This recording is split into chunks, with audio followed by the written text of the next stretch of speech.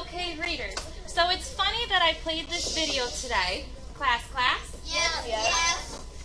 It's actually kind of in my head a little funny that I played this video today because we just finished talking about the ending to my story where I'm panicking and I'm sad and I'm upset because I feel like my music career is ending. My time in Vestal Voices has come to an end, and we're flashing forward to me imagining that music's not in my life and that it has no part of what I do anymore. But this video was from April, so it is a part of my life still. I found a way to make it a part of my life. But I have a funny story for you. So speaking of my piano, so I started taking piano lessons when I was in the 2nd grade. And my teacher, Mrs. Costley, she had this very strong perfume. She walked with like really heavy feet and with her elbows up. And she'd walk to the piano, and she was good. But she was a very intense teacher. And there was a day where she gave me a music assignment. In my lesson, I had this little spiral notebook. It wasn't a full-size one, but it was small, where she wrote this list of stuff that I had to practice all week. And then I had to write down every day, much like a reading log. I had to write down every day that I practiced and how long I practiced. So she gave me this Bach Prelude and Fugue, the composer Bach. And I'm like, nope, don't want to do it. And so I'm thinking, I'm a sight reader. One of my talents is if I see a piece of music, I can sit down and play it right away. No problem. So I decide I'm not going to practice this week because I don't like this song. So I get to my lesson, and guess what happened? You got in trouble? Right away, Mrs. Costley says, you didn't practice this. How did she know? Oh, she knew. She was good. So the problem was, I realized that song, I mean, it wasn't the type of song I liked to play. I like loud, and I like fast, and I like big movements. And this song that she wanted me to play was a lot like when you're just typing on a keyboard. So it wasn't my style, so I didn't want to do it. But she gave it to me for a reason. She chose it for a reason. She structured my lesson and my practice that way for a reason. And that got me thinking about our reading class, because that's very similar to what we do in here. So today what I want to teach you is much like my piano lessons when I was growing up. Everything that happens in our reading workshop is chosen and structured and set up for a reason. Down from the books you're reading at your desk, the time that you're reading at your desk, and the groups that you're participating in up here. So, Mrs. Yeagley's here today. We want to show you some different types of groups that you may participate in here in this classroom. I'm guessing that you recognize some of those words on the board. Raise your hand, tell me something you recognize. In front, go ahead. What are you Independent. Independent reading. Are you doing that right now? No, not yet. Not currently, right? But you have been reading. What else? There's guided reading, Guided reading. conferences, and book. How many of you are familiar with all of those? Raise your hand. Have you done sometime in K-4 school, you may have done one of those. This year, the exciting thing is that Ms. Bonin and Mrs. Cook are going to have you be doing all of them. What? So at some point, you're going to get to do all of these things.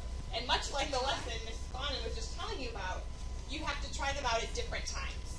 So I want you to take a look at guided reading. And you probably didn't know this, but scientists have studied how your brains learn to read. And they've decided that they don't learn to read in just one way, so you actually need more ways to learn to read. So this is kind of our way to show you all those different strategies that we can help you with. So you know guided reading. The teacher usually picks the book. Everybody has the same book.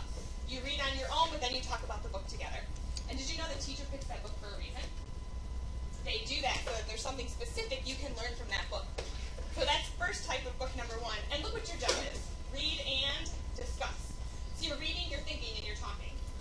The next one might be a strategy group. Teacher might model a strategy, you get to practice it, and then you get to do the strategy on your own.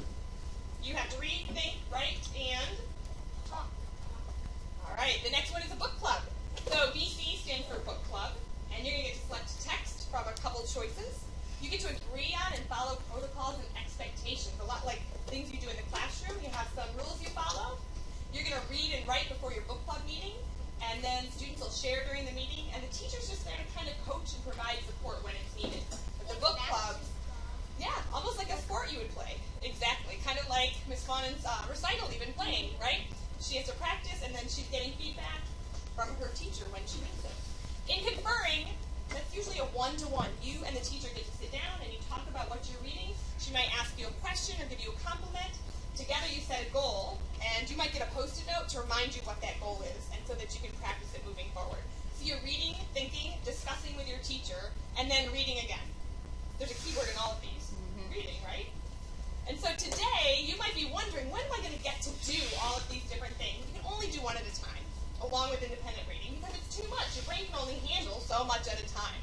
So today, we're going to be starting with one book club, and we want you to know, if you're not in the book club, it's going to be coming soon for you. So some kids will be starting a book club today, and very soon, your group might be next. All right? Is there anything you want to add, Ms. Fawn? I think that's it. So like she said, it's impossible to be in all four at the same time. It's impossible for you. It's impossible for me. Because if you are in all four of them at the same time, what don't you get to do? Independent read.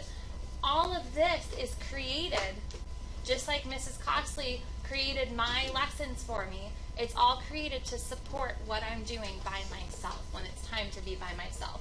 So it's the same thing in here. And the same thing with sports practices.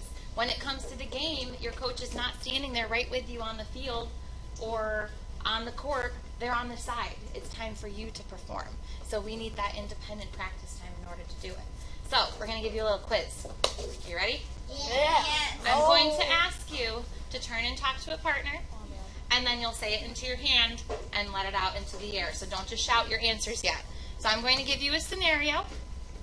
Think through which one it matches. I'm going to give the descriptions. You need to tell us, is it guided reading, conferring, a book club, or a strategy group? Don't shout it out. I'll say turn and talk. I'll say it into your fist. Let it out. That's when you get to shout it out. So in this group, you will be meeting one-on-one with the teacher. The student will talk about the reading he or she has been doing in class. The teacher will ask you questions and give you a compliment. Together, you will come up with a reading goal. The teacher will leave you with a sticky note to remind you of that goal. Turn and tell a partner. What could that be?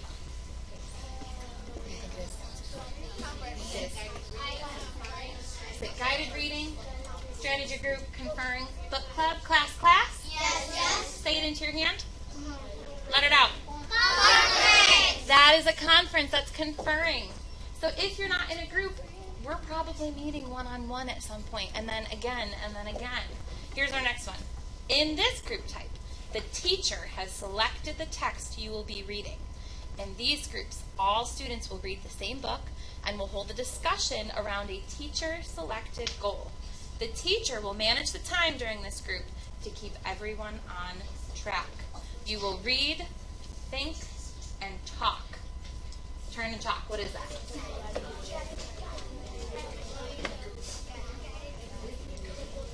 Class? Yes. Say it into your fist.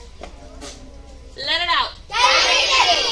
Oh, you guys rocked that. In this group type, the students are selecting the text they want to read. The group will agree on and follow expectations. Each member will do their reading and writing before a group meeting occurs. When the meeting occurs, all group members will participate and share. Turn and talk. What does that sound like? That group that I just read. I was daydreaming. Oh no. Well, at least you're honest about it, right? So listen to what the class says. Class? Yes. Say it into your hand.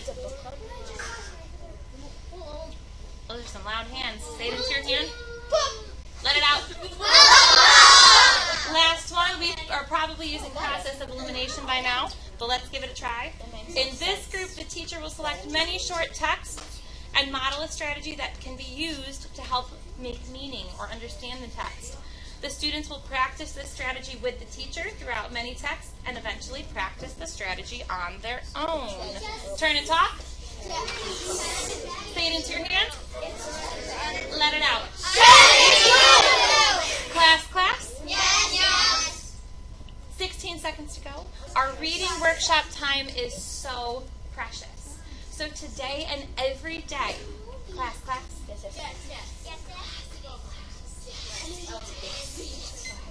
If you have a listening face, I thank you.